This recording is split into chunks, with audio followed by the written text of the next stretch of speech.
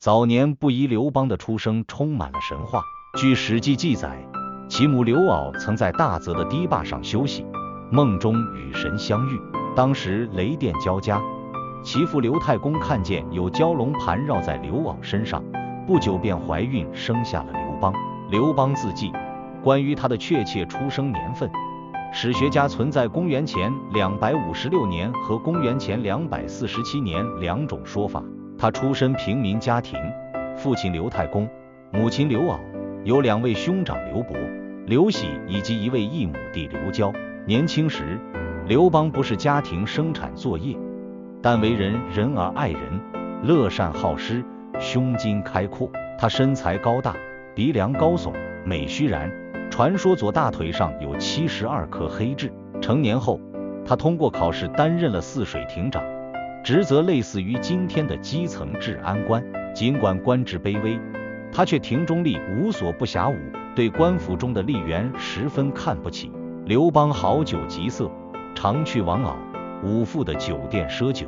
醉卧时，他们常看见其身上有龙出现，感到非常奇怪，于是年底时常将他的酒债一笔勾销。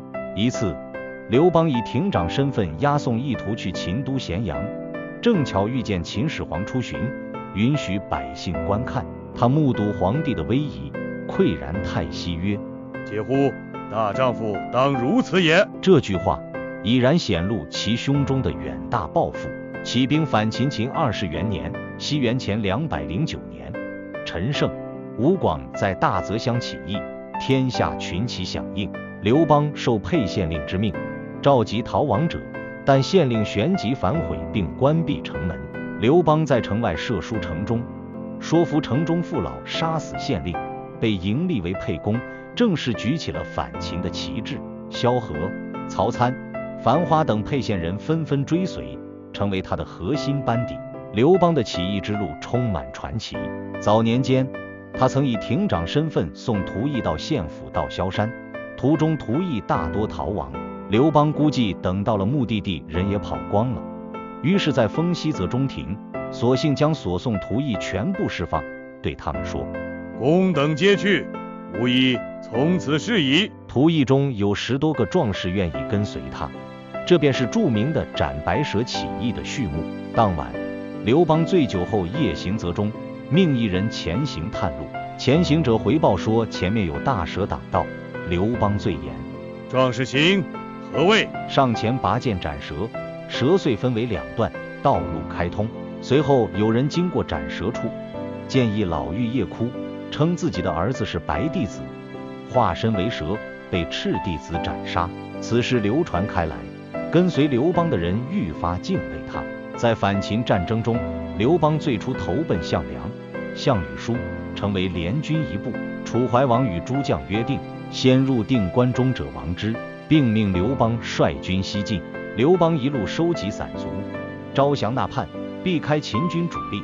于汉王元年，西元前206年10月，比各路诸侯率先攻破武关，抵达坝上。秦王子婴素车白马，系颈以阻。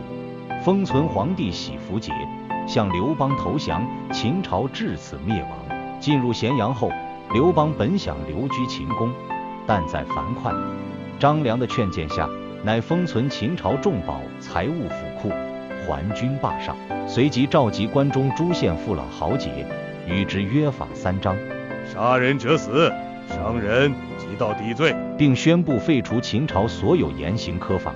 此举深得秦民拥戴，争持牛羊90犒劳军士，唯恐刘邦不为秦王。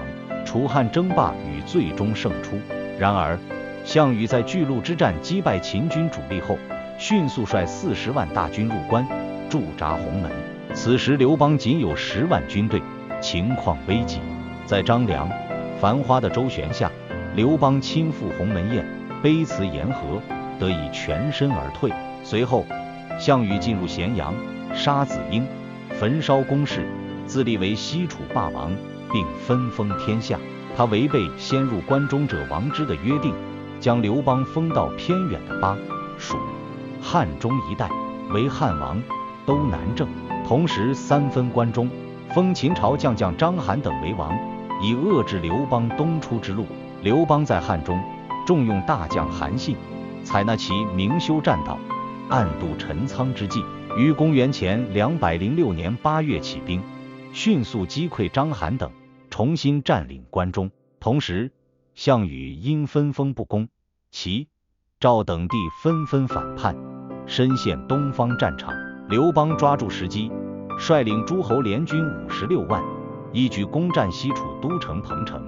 但项羽随即亲率3万精骑回援，在彭城之下大败汉军。刘邦狼狈逃窜，甚至为了加速逃跑，数次将子女推下马车。此后，楚汉双方在荥阳、成皋一线形成长达数年的拉锯战。刘邦虽屡战屡败，但凭藉住关中稳固的后方和萧何源源不断的补给，得以坚持下来。他派韩信开辟北方战场，先后灭魏、代、赵、齐等国，同时联络彭越等在敌后骚扰楚军粮道，又成功策反项羽的大将英布。项羽腹背受敌，兵疲石尽，被迫与刘邦议和，以鸿沟为界，中分天下。西元前202年，刘邦听从张良、陈平的建议，趁项羽东归之际，发动战略性追击。12月，调集韩信、彭越等各路大军，将项羽重重包围于垓下。项羽夜闻四面楚歌，以为汉军已尽的楚地，率800余骑突围南走，至乌江自刎而死。至此，历时4年的楚汉战争以刘邦的完全胜利告终。登基称帝与制度建设。西元前202年正月，诸侯王联合上书，请尊汉王刘邦为皇帝。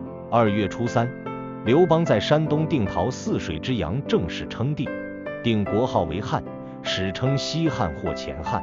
出都洛阳后，采纳戍卒娄敬的建议，定都关中长安。称帝后，刘邦面临的首要问题是稳定政权和恢复秩序。他继承秦朝中央集权制度，但在地方上实行郡国并行制。一方面，他在统治核心区域推行郡县制；另一方面，出于政治需要，分封了韩信、彭越、英布等7个异姓诸侯王，以酬谢他们在楚汉战争中的功劳。但随着国家步入正轨，这些拥兵自重的异姓王成了心腹大患。刘邦以谋反等罪名，先后剪除了韩信、彭越、英布等异姓王，只剩下长沙王吴芮等无足轻重的藩国。为了巩固刘氏天下，他与群臣杀白马立盟，誓曰：非刘氏而亡者，天下共击之，史称白马之盟。在制度建设上，刘邦命萧何参照秦律，制定汉律9章，取代简约的约法3章，以适应复杂的社会治理。命张苍制定历法和度量衡，叔孙通制定朝仪，使朝廷上下秩序井然。他接受儒生陆贾马上得知，宁可以马上治乎的劝谏，命其总结秦王教训和古今治国成败，成《新语》一书，开始重视文治、历史评价与千秋遗韵。汉高祖12年，西元前195年，刘邦在平定英布叛乱时身中流矢，病情日益加重。吕后请来良医，刘邦自知天命已尽，赐医者50斤黄金而不治。4月甲辰，崩于长安长乐宫，享年约62岁，一说53岁。群臣上尊号曰高皇帝，庙号太祖，后世习称汉高祖，葬于长陵。临终前，他对身后事做了重要安排，指定曹参、陈平、周勃等为托孤大臣，认为安刘氏者必伯也，为日后铲除吕氏势力埋下伏笔。刘邦的一生在后世引发了复杂而深刻的评价。一方面，他常被贴上无赖、好酒极色、狡猾的标签，如彭城逃命时3弃子女，项羽要烹调其父时竟言分我一杯羹，这些举动常被后世诟病为不仁不义。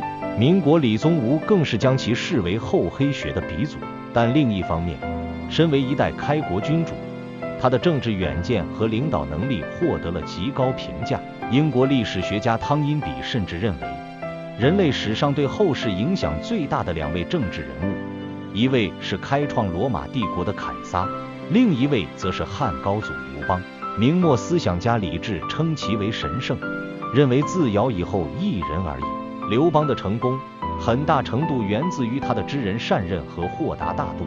他曾总结自己取胜的原因：夫运筹策帷帐之中，决胜于千里之外，无不如此防。镇国家，抚百姓，给馈饷，不绝粮道，无不如萧何。连100万之军，战必胜，攻必取，无不如韩信。此3者，皆不如节也，无奈用之。此一增，可尽天。这番自我剖析可谓千古名论。此外，他还留下了慷慨激昂的大风歌：大风起兮云飞扬，威加海内西归故乡。安得猛士兮守四方。这首歌既展现了功成名就的豪迈，也流露出对国家长治久安的深切渴望。从一介布衣到开国皇帝，刘邦以其独特的个人魅力、超凡的政治手腕和卓越的用人智慧，开创了绵延400余年的大汉王朝。他所奠定的一系列制度，更深远影响了此后2000余年中国历史的走向。